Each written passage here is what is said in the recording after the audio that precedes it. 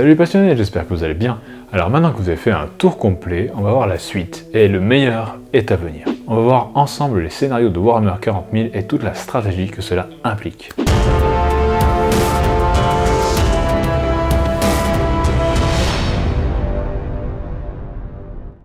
Alors, à Warhammer 40 000, il existe une multitude de scénarios qui se ressemblent plus ou moins. Je vais uniquement parler des scénarios de Chapter Approved 2019, qui seront majoritairement joués pendant l'année 2020. Effectivement, à Warhammer 40 000, le jeu évolue beaucoup. Pour avoir toujours de la nouveauté et des changements dans le classement des armées par rapport à leur force, le Chapter Approved sort une fois par an en rééquilibrant les valeurs en points de toutes les figurines et en amenant de nouveaux scénarios pour l'année à venir.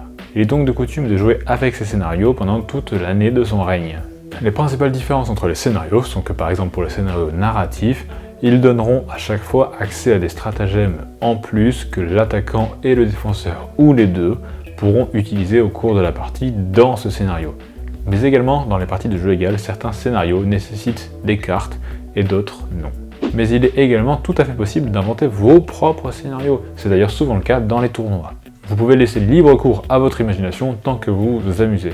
De ce fait, vous pouvez très bien jouer avec les scénarios du livre de règles ou du Chapter Approved 2017 ou 2018 ou n'importe lequel que vous aimez. Dans cette vidéo, nous allons nous concentrer sur les 12 scénarios disponibles dans le Chapter Approved 2019 pour le jeu égal. Ce sera d'ailleurs une grosse vidéo et le timecode de chaque scénario du Chapter Approved 2019 s'affiche à l'écran et également disponible en description. Alors, les scénarios de jeu égal sont répartis en deux catégories, l'Eternal War et le Maelstrom of War. 6 de chaque, comme ça vous pouvez tirer au dé au hasard le scénario. Alors juste avant de commencer, voyons quelques règles communes à tous les scénarios, les 12. Premièrement, la règle de jeu mort subite, décrite dans le livre de règles, ne s'applique pas. C'est-à-dire que si votre adversaire vous rase l'entièreté de votre armée, vous n'avez pas forcément perdu. Et oui, à Warhammer 40 000, les objectifs sont bien plus importants que la vie insignifiante de vos pauvres petits soldats. Deuxièmement, la partie est aléatoire. C'est-à-dire qu'à la fin du 5e round, on jettera un dé et sur 3+, cela continuera vers un 6e round. À la fin de ce 6e round, on jettera encore un dé et cette fois, ça sera sur un 4+, que cela continuera. Et à la fin du 16e round, ça sera terminé. On ne fait jamais plus de 7 rounds. Il est important de bien différencier round et tour. Les parties se passent en plusieurs rounds qui regroupent 2 tours. Un tour pour chaque joueur. Par exemple, le round 2 contient le tour 2 du joueur qui joue en premier et le tour 2 du joueur qui joue en second. Cette précision est très importante que ce soit pour des règles, mais aussi et surtout pour les objectifs, car un objectif où vous marquez un point de victoire à la fin du tour est très différent d'un objectif où vous marquez un point de victoire à la fin du round, surtout quand vous jouez en deuxième, et donc que vous clôturez le round. Troisièmement, on va voir 3 règles qui permettent de gagner des points de victoire en plus. La première, tuer le seigneur de guerre, stipule que vous marquerez un point de victoire en plus si vous tuez le seigneur de guerre adverse. La deuxième, frappe initiale, vous confère un point de victoire en plus si vous tuez une unité ennemie lors de votre premier tour. Et enfin la dernière, briseur de ligne, vous donnera un point de victoire supplémentaire si, à la fin de la partie, une de vos figurines est dans la zone de déploiement ennemie. Les points de victoire dont je vous parle depuis tout à l'heure sont ceux qui apportent la victoire. Le joueur qui en a le plus gagne la partie. Et si jamais les joueurs ont exactement le même nombre de points de victoire, la partie est alors une égalité. Quatrièmement, les scénarios de Warhammer 40 000 mettent toujours en opposition un attaquant et un défenseur. Ce rôle sera déterminé au début de la partie, des fois avant le déploiement, des fois après, des fois avant de choisir ou non son côté. Il faudra faire attention à quand vous allez déterminer ça. En tout cas, ça se détermine toujours avec un jet de dés. Le gagnant pourra choisir d'être l'attaquant ou le défenseur. C'est toujours l'attaquant qui choisit qui aura le premier tour au moment voulu. Mais c'est toujours le défenseur qui détermine la carte sur laquelle on va jouer au niveau des zones de déploiement. Pour la déterminer, il jette un dé et applique le résultat comme décrit pages 216 et 217 du livre de règles. Et c'est également le défenseur qui choisira sa zone de déploiement. L'attaquant pourra donc choisir de commencer ou non, mais il ne pourra pas choisir là où il se déploie. Si l'attaquant choisit de commencer, alors en ce cas, le défenseur pourra jeter un dé et si jamais il fait 6, il récupérera l'initiative et commencera à la place de l'attaquant. En gros, dans ce cas-là, il sera vraiment bien avantagé vu qu'il aura choisi sa zone de déploiement qui se sera déployée après son adversaire et qu'il commencera malgré tout. Mais bon, ce n'est qu'une chance sur 6. Les scénarios de Warhammer 40 000 sont basés sur la prise d'objectifs, et on contrôle un objectif si l'on a plus de figurines que son adversaire à 3 pouces ou moins du centre de cet objectif. Pour chaque scénario, il y a une façon spécifique de placer les objectifs, et il faut penser à vérifier cela à chaque fois. On va commencer avec les scénarios Eternal War. Alors, comment ça marche? Eh bien, ils ont chacun une règle supplémentaire qui va vous permettre de gagner encore plus de points de victoire. Et c'est cette règle qui va définir l'âme et l'essence du scénario et les différencier entre eux. Pour le premier scénario, les deux joueurs vont chacun jeter un dé, le gagnant pourra poser le premier objectif, puis son adversaire le deuxième, et ainsi de suite.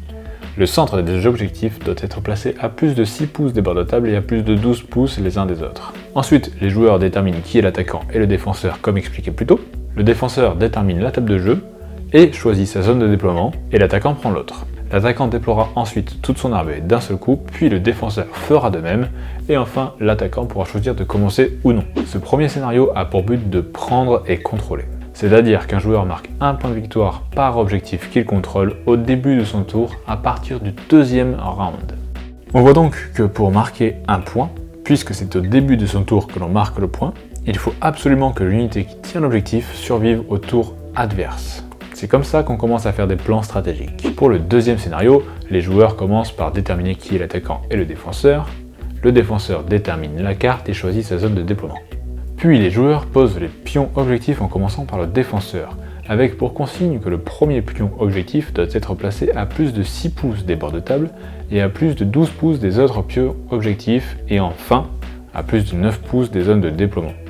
En gros, ça oblige à mettre au moins 2 objectifs en plein no man's land. Les objectifs suivants sont placés n'importe où à plus de 6 pouces des bords de table et à plus de 12 pouces des autres objectifs. C'est très intéressant stratégiquement que la pose des objectifs se fasse après avoir choisi la zone de déploiement. Ensuite, l'attaquant déploie toute son armée, son adversaire fait de même, et l'attaquant pourra choisir de commencer ou non. Ce deuxième scénario aura pour but de contrôler et raser. Comme au précédent, à partir du deuxième round de bataille, le joueur marquera un point de victoire par objectif qu'il contrôle au début de son tour. Avec la différence que cette fois, si l'objectif qu'il contrôle est dans la zone de déploiement adverse, il pourra choisir de le raser. À ce moment-là, il disparaîtra de la table et le joueur qui aura rasé le pion objectif marquera alors 3 points. C'est typiquement le genre de scénario qui peut renverser le score au dernier moment de la partie. Pour le troisième scénario, les joueurs déterminent qui est l'attaquant, qui est le défenseur détermine la table et choisit sa zone de déploiement. Ensuite, les joueurs vont placer seulement 3 pions objectifs. Le premier est obligatoirement placé au centre du champ de bataille. Ensuite, le défenseur pose son pion en respectant une distance de 6 pouces des bords de table et de 15 pouces de chaque autre objectif. L'attaquant fait ensuite de même. Puis, il déploie son armée, l'adversaire fait de même et l'attaquant pourra décider de commencer ou non. Ce troisième scénario aura pour but l'ascension. Un point de victoire sera donné au joueur par objectif qu'il contrôle à la fin de son tour, avec une petite subtilité qui est la suivante. Si une figurine avec le mot-clé personnage contrôle un objectif, il sera alors prioritaire sur toutes les autres figurines. C'est-à-dire que s'il y a une unité de 5 figurines à portée du pion objectif et un personnage également à portée, l'objectif sera contrôlé par le personnage. Et pour pimenter un peu le tout, la règle suivante s'applique. Si un personnage contrôle l'objectif plus d'un tour de suite, il marquera alors, au lieu d'un point de victoire, autant de points de victoire que le nombre de tours consécutifs qu'il tient l'objectif. Par exemple, si ça fait 3 tours qu'il tient l'objectif, il marquera 3 points de victoire au lieu d'un seul. C'est donc un scénario où les personnages sont vraiment primordiaux. Pour le quatrième scénario, les joueurs vont déterminer qui est l'attaquant et le défenseur va déterminer la table et choisir sa zone de déploiement. Ensuite, en commençant par le défenseur, les joueurs posent à tour de rôle un objectif jusqu'à ce que 4 pions soient posés. Le premier pion que chaque joueur pose doit l'être dans sa propre zone de déploiement. Le suivant doit être à plus de 12 pouces de tous les autres pions objectifs et à plus de 6 pouces des bords de table. Ensuite, l'attaquant déploie toute son armée et choisit de commencer ou non quand son adversaire aura déployé son armée. Ce quatrième scénario aura pour but de prendre et tenir. Le but est de marquer un certain nombre de points de victoire par objectif contrôlé en fonction de sa position géographique. Un joueur marquera un point par pion objectif contrôlé dans sa zone de déploiement, 4 points de victoire si le pion objectif est dans la zone de déploiement adverse, et enfin 2 points de victoire pour les autres objectifs. Il est donc judicieux au moment de la pose des objectifs de poser l'objectif dans sa zone à un endroit vraiment difficile d'accès pour éviter que l'adversaire ne marque 4 points. Pour le cinquième scénario, les joueurs vont commencer par poser les objectifs, mais leur placement est prédéfini. Vous devez tracer 4 segments qui partent du centre de la table vers un angle et placer l'objectif à 15 pouces du centre. Vous disposez ensuite tous les décors de la table en faisant attention à ce qu'aucun élément de terrain ne soit à 3 pouces ou moins de tous les pions objectifs. Après, les joueurs déterminent qui attaque et qui défend, le défenseur détermine la table et choisit son côté, l'attaquant se déplace en premier, puis le défenseur et l'attaquant choisit de commencer ou non. Ce 5e scénario a 2 objectifs principaux au lieu d'un seul. Tout d'abord, le siphon de puissance. Vous marquez un point de victoire à la fin de chaque round si vous contrôlez plus de pions objectifs que votre adversaire. Si vous contrôlez les 4 pions objectifs, vous marquez alors 3 points. Par contre, dans ce scénario, seules les troupes peuvent contrôler les objectifs. Les autres ne peuvent pas, tout simplement. C'est-à-dire élite, attaque rapide, soutien, tout ça ne peuvent pas contrôler l'objectif. C'est donc un scénario où il est intéressant de jouer en deuxième, vu qu'on marque les points à la fin du round, donc à la fin du tour du deuxième joueur. Le second objectif principal est plutôt éloquent, pas de prisonnier, qui vous accordera un point de victoire à la fin de chaque round de bataille si vous avez tué plus de gens qu'on ne vous a tué. À savoir s'il y a plus d'unités ennemies qui sont mortes que d'unités amies. Pour le 6e scénario, les joueurs lancent un dé et le gagnant pose en premier un pion objectif. Son adversaire fait de même jusqu'à ce que 6 pions objectifs soient placés. Chaque pion doit être placé à plus de 12 des autres pions et à plus de 6 des bords de table. Après, les joueurs déterminent qui est l'attaquant et le défenseur, ce dernier détermine la carte, choisit sa zone de déploiement, l'attaquant se déploiera en premier, puis son adversaire, et enfin l'attaquant pourra choisir de commencer ou non. Et c'est là que ça devient sympathique, une règle spéciale est ajoutée à ce scénario. Elle stipule qu'au début du round 1, mais avant de commencer le tour 1, donc après les déploiements mais avant que le premier mouvement ne soit fait, les joueurs vont numéroter les objectifs. Pour ce faire, le joueur qui a le premier tour choisit un objectif. Cet objectif sera le numéro 1. Le joueur qui a le deuxième tour, qui joue en deuxième, choisira un autre objectif et celui-là sera le numéro 6. Puis ils détermineront aléatoirement au jet de dés, en relançant si le résultat est déjà sorti, quel objectif a quel numéro. Vient s'ajouter à ça la chose suivante. Au début de chaque round de bataille après le premier, retirez l'objectif dont le numéro correspond au round en cours. C'est donc très stratégique au niveau du numérotage des objectifs et surtout pour le numéro 1 et le numéro 6. Si la partie dure 6 ou 7 rounds, il ne restera plus qu'un seul objectif à la fin, le numéro 1, car on enlève les objectifs à partir du round 2. En plus de ça, le scénario a 2 objectifs principaux à faire. Premièrement, cible sécurisée vous offrira un point de victoire par pion objectif que vous contrôlez à la fin de chacun de vos tours. Ensuite, domination vous accordera un point de victoire si à la fin de chaque round vous contrôlez plus d'objectifs que votre adversaire. Et voilà, c'est tout pour les 6 scénarios Eternal War. Je vous laisse digérer 2 secondes. Non, je déconne, vous pouvez faire pause ou retour arrière avancé, la vidéo c'est une vidéo. Allez, on continue. Alors, le Milestorm of War. La différence avec les scénarios Eternal War, c'est que dans les scénarios Milestorm of War, on joue avec un paquet de cartes en plus. Enfin, vous n'êtes pas obligé d'acheter le paquet de cartes. Vous pouvez à la place vous trimballer avec votre gros livre de règles et à chaque fois que vous devez générer un objectif, jeter un premier dé pour les dizaines et un deuxième dé pour les unités et consulter ce gros tableau qui fait 3 pages pour savoir quel objectif vous avez généré. Mais bon, c'est quand même bien plus simple de claquer 10 balles dans un paquet de cartes pour pouvoir les tirer au hasard, surtout avec le nouveau système qu'ils ont mis en place. Et on va voir ça tout de suite. Effectivement, maintenant vous pouvez constituer vous-même votre pile d'objectifs avec un minimum de 18 cartes, qui doivent être avec un numéro différent. C'est-à-dire que les cartes objectifs 11 et 21 sont différentes, même si leur objectif est tout à fait identique, qui est sécuriser l'objectif 1. Maintenant, pour utiliser vos cartes objectifs, vous faites comme cela. Au début du premier round de bataille, chaque joueur va piocher 5 cartes. Si elles ne lui plaisent pas, il peut les remettre au bas du paquet et en repiocher 4. Ces cartes sont votre main. Ensuite, au début de votre tour, vous mettez des objectifs tactiques en jeu, jusqu'à ce qu'il y en ait 3 en jeu.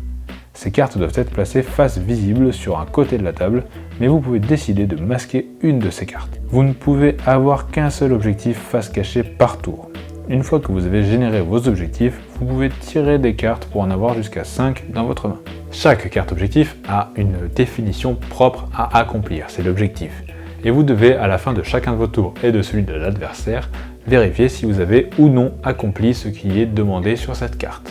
Effectivement, vous pouvez marquer des points pendant le tour de votre adversaire. Pas tous, mais certains. Si un objectif est atteint, ajoutez alors directement sa valeur en points, si elle est fixe, ou si c'est un D3, lancez le dé pour savoir combien vous marquez, et défaussez alors tout de suite cette carte. Comme pour le jeu égal, celui des 2 joueurs qui a le plus de points de victoire à la fin de la partie gagne.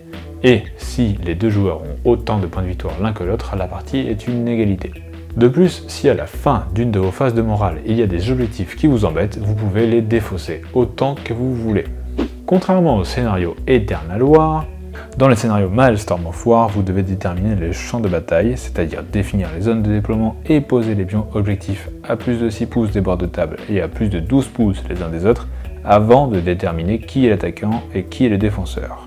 Autrement dit, à chaque fois que vous poserez des objectifs dans une partie Milestorm of War, vous ne saurez pas où vous allez vous déployer. Ensuite, vous déterminerez qui est l'attaquant et le défenseur, puis le défenseur déterminera la carte comme vu plus tôt et choisira sa zone de déploiement, l'attaquant prendra l'autre, l'attaquant déploiera son armée en premier, le défenseur fera cela ensuite, et ensuite l'attaquant pourra choisir de commencer ou non.